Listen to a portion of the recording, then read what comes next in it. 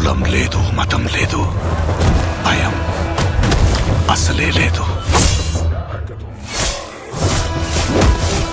ధైర్యం తప్ప ఏమీ తెలియని కళ్ళల్లో మొదటిసారి భయం పొరలు కమ్ముకున్నాయి. ఎవరు చేశారు ఇదంతా? సానా పెద్ద కథ సామి. రక్తంతో సంద్రమే ఇరుపెక్కిన కథ మా దేవర కథ.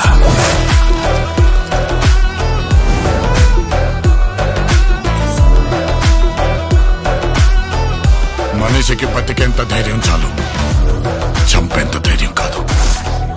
కాదు కూడదు అని మీరు మళ్ళీ ఆ ధైర్యాన్ని కూడగలిగితే ఆ ధైర్యాన్ని చంపే భయాన్నైతా.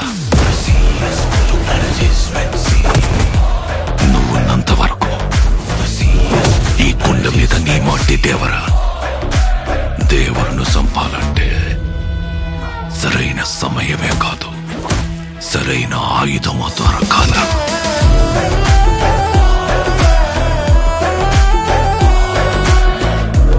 ఎప్పుడు చూడు పిల్లతనం పెరిగితనం ఆడుతూ ఎట్టాగే.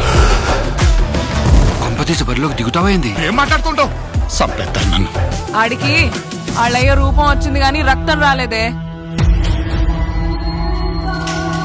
పని మీద పోయినోడైతే పని అవ్వంగానే తిరిగి వస్తాడు. పంతం పట్టిపోయి ఉన్నాడు నీ కొడుకు.